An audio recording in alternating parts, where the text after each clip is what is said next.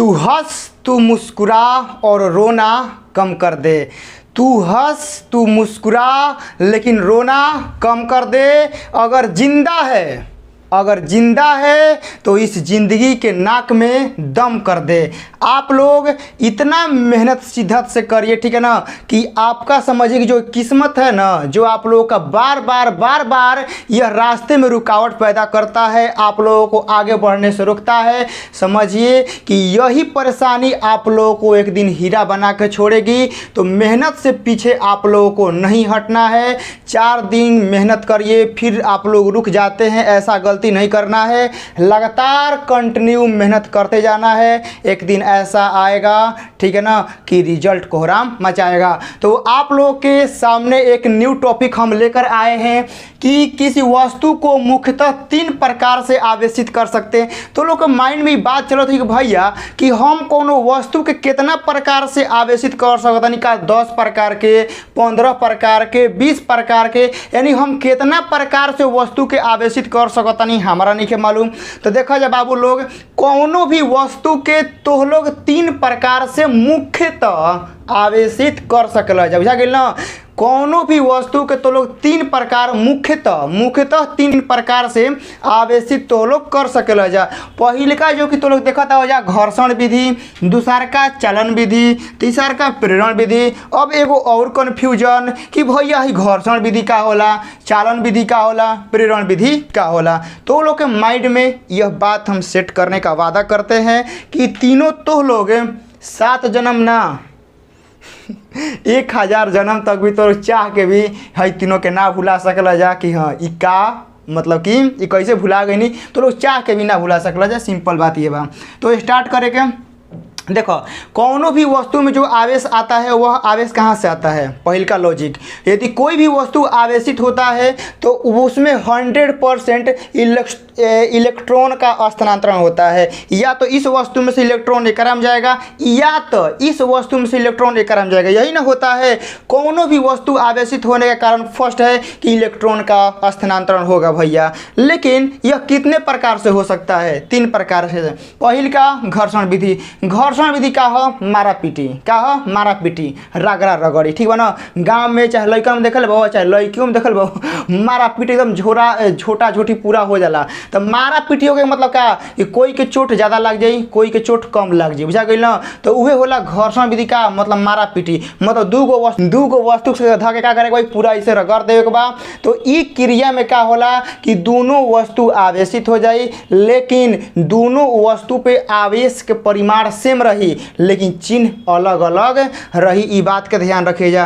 घर्षण विधि का होला रगड़ा रगड़ी, मारा पीटी का हो गई मारा पीटी, यानी दूगो वस्तु को आपस में परस्पर रगड़ते हैं। तो रगड़ने से इलेक्ट्रॉन का स्थानांतरण होता है, जिससे वस्तु आवेशित हो जाता है तथा यह दोनों वस्तुओं पर आवेश का परिमाण समान तथा चिन्ह अलग अलग होता है। तो इस विधि को घर्षण विधि कहते हैं, आप लोग लिख सकते हैं। तो घर्षण विधि तो लोग समझ ले जाना का होला मारा पीटी, का होला मारा पीटी, यानी थोड़ा समय खातिर वो आपस में रगड़ा रगड़ी खेलियसन, जौना से का हुई आवेशित हो जी वजह, ठीक है ना।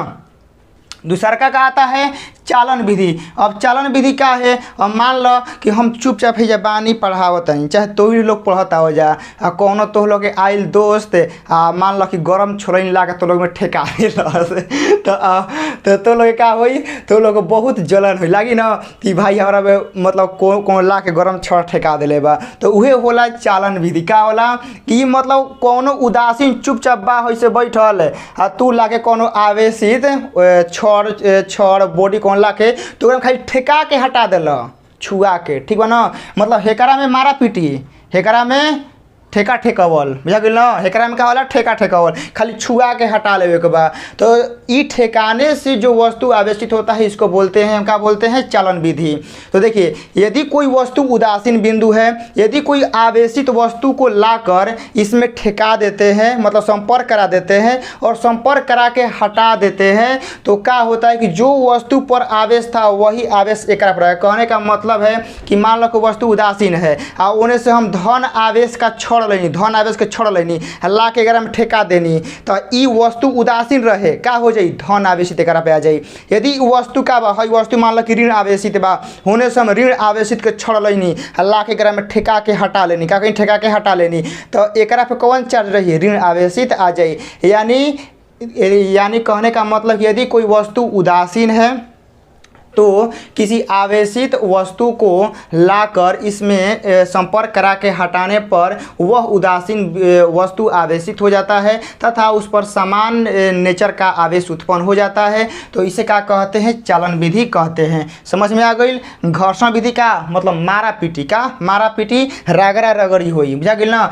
चालन विधि में का खाली एकदम वैसे मान लो जाइए ठेका कैसे हटा ले जाइए, जाइए कहीं ठेका के हटा ले जाइए, तो उ टाइम पे का हुई तो लोग के उ चालन विधि कही। हम मान लो कि कोनो मान लो कि तू ही खाना बनावत हो, ठीक बा खाना बनावत हो, मान लो कि तारा में कोनो ला के गरम छोड़े ठेका दो, तारा को ठंडा लगी का लगी, गरमे लगी, तो जौन नेचर के मान लो कि वस्तु बा जौन ओकरा में टच करी तो उसने के ना चार्ज ओकरा पे उत्पन्न हुई। गरम छोड़ तारा में ठेकाई तो गरम लगी, तारा को बर्फ के सिरी लाके तारा हाथ में रख दे तारा ठंडा लगी, का लगी ठंडा लगी ना। तो जैसन चीज तारा में ठेकाई वैसन महसूस हुई। यदि हम धन आवेशित छोड़ ला के ठेका दे वस्तु में तो धन आवेशित हो जाई। यदि ऋण आवेशित छोड़ ला के ओकरा में हम ठेका दें तो क्या हो जाए, ऋण आवेशित हो जाई। बात के आप लोग समझने की कोशिश करिएगा। यानी जैसा नेचर का वस्तु रहेगा हम ओकरा में टच करा के खाली हटाएंगे तो वो करे नेचर के आवेश ओकरा पे उत्पन्न हो जाएगा। यानी आप लोगों में गर्म छोड़ ठेकाएंगे तो आप लोग गर्मी लगेगा, आप लोगों को हम बर्फ का सिली आप लोगों के हाथ में रख देंगे तो आप लोगों को ठंडा लगेगा। तो इस प्रकार का एकरा में क्रिया होता है। तो घर्षण विधि चालन विधि दो गो हो गया। अब आता है प्रेरण विधि। अब प्रेरण विधि देखिए ना झगड़ा झगड़ी होई ना ठेका ठेकावल होई, तो होई का एकरा में दूरे से काम चल जी, दूरे से। शादी ब्याह में गइल बाबा कौन लड़की तारा पे मुस्कुरा भी दी, तू क्या करब, तू अब आप पढ़ाई लिखाई बंद करके तू ओकरा पीछे क्या करब लग जीव। ए तरह पे मुस्कुरा भी दी न तो तू क्या करब, तू अपन जौन पढ़ाई वाला चीज़ बा जौन तो लोग के रास्ता बा मंजिल के तरफ जाए वाला वो पे तो लोग भटक के तो लोग गलत रास्ता क्या कर ले चयन कर ले जा। तो बताओ ना झगड़ा झगड़ी भइल, ठीक बा ना टचिंग भइल का हो गई, दूरे से का हो गई काम हो गई। तो ई होला प्रेरण विधि, बुझा गई। विदाउट संपर्क का, विदाउट संपर्क यानी दो वस्तु यदि विदाउट संपर्क बिना संपर्क के यदि वह आवेशित हो जाते हैं तो उसको कहते हैं प्रेरण विधि, बुझा गई। प्रेरण विधि का होला तो लोग मालूम चल गई। एकरा में विदाउट टच कोई वस्तु एकरा में टच नहीं करेगा, ठीक है ना। यानी कहने का मतलब है कि एगो वस्तु एजा रहेगा, एगो वस्तु एजा रहेगा, इलेक्ट्रॉन का करेगा कि एकरा में से एकरा में क्या होगा कि चल जाएगा, ठीक है ना, विदाउट संपर्क, ठीक है ना। तो इसको बोलते हैं हम लोग प्रेरण विधि। लेकिन एकरा में इस बात को आप लोग याद रखिएगा कि मान लीजिए कि हई आप लोगों का क्या है, ई वस्तु है, ठीक है, और मान लीजिए कि हम भैया से हई छोड़ लाए हैं, क्या है छोड़ लाए हैं। अब एकरा पे मान लीजिए कि हई प्लस चार्ज है, क्या है प्लस चार्ज है, क्या है प्लस चार्ज है। तो यदि हम एकरा पास लाए हैं ना, देखिए तो इस वस्तु के नज़दीक वाला पार्ट पे क्या आता है, इस वस्तु के नज़दीक वाला पार्ट पे क्या आता है, माइनस आता है। समझ गए हम क्या बोल रहे हैं कि ये मान लेते हैं हई वस्तु क्या है, हई वस्तु हम लोग का उदासीन है, क्या है उदासीन है, और यह वस्तु हमारा धन आवेशित है। तो इसके देखिए हम सटाए नहीं है, ठीक है ना, थोड़ा सा दूरी पे डिस्टेंस पे हम क्या कर रहे हैं, डिस्टेंस पे हम लोग रखे हैं। तो एकरा में आवेश उत्पन्न कैसे होगा, तो देखिए सेम जो देखिए जो सेम सतह है ना, जो सेम पार्ट है तो सेम वाले पार्ट पे विपरीत प्रकृति के चार्ज उत्पन्न होता है। यानी हेजा प्लस है ना तो हेजा आप लोगों का माइनस उत्पन्न हो जाएगा, क्या हो जाएगा या माइनस उत्पन्न हो जाएगा। और दूर वाले सतह पे सेम प्रकृति का चार्ज उत्पन्न होता है, यानी हेकरा पे आप लोगों का प्लस चार्ज उत्पन्न हो जाएगा। समझ में आ रहा है क्या बोल रहे हैं। यानी कोई भी वस्तु आवेशित है किसी उदासीन गोला के नज़दीक लेके जाते हैं तो नज़दीक वाला सतह पे, नज़दीक वाला सतह पे विपरीत प्रकृति के आवेश उत्पन्न होते हैं तथा दूर वाले सतह पे सेम प्रकृति के आवेश उत्पन्न होते हैं, वो भी विदाउट संपर्क, ठीक है ना, बिना संपर्क के। तो इस विधि को कहते हैं प्रेरण विधि। तो आप लोग समझ गए। घर्षण विधि में क्या होगा, मारा पीटी होगा, रगड़ा रगड़ी होगा।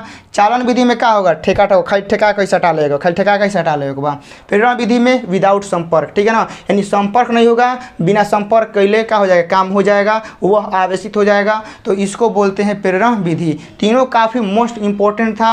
मुझे उम्मीद है कि आप लोगों को समझ में आ गया होगा। अगला जो वीडियो आएगा वह आप लोगों का कूलम्ब लॉ से संबंधित आएगा। कूलम्ब लॉ क्या होता है दो गो आवेश के बीच बल कैसे लगता है। लेकिन ये तीनों याद रखिएगा, एक नंबरिया बनता है, पूछता है कि घर्षण विधि से किसी वस्तु को आवेशित करते हैं तो आवेश कैसा उत्पन्न होता है। तो याद रखिए, घर्षण विधि से यदि कोई वस्तु आवेशित होता है तो समान परिमाण के आवेश उत्पन्न होगा लेकिन विपरीत प्रकृति के उत्पन्न होगा, ठीक है ना। यानी एक पे 5 माइक्रोकूलम प्लस का होगा तो दूसरा पे -5 माइक्रोकूलम का आवेश उत्पन्न होगा। चालन विधि में क्या होता है, सेम नेचर का आवेश उत्पन्न होता है, यानी ओकरा पे +10 माइक्रोकूलम का आवेश था तो एकरा पे भी प्लस ही रहेगा, लेकिन अब क्या रहेगा, आधा आधा बढ़ जाएगा। क्या हो जाएगा, आधा आधा बढ़ जाएगा, लेकिन सेम नेचर का रहता है।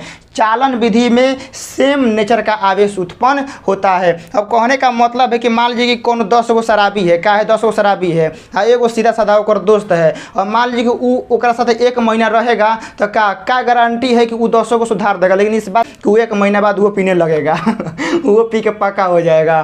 तो वही बात है कि मान लीजिए कि चालन विधि में क्या है, जैसा मान लीजिए कि नेचर का वस्तु ओकरा में टकाएगा वैसा आवेश ओकरा में उत्पन्न हो जाएगा। लेकिन हाँ मान लीजिए कि 10 माइक्रोकूलम का है तो आधा आधा बढ़ जाएगा।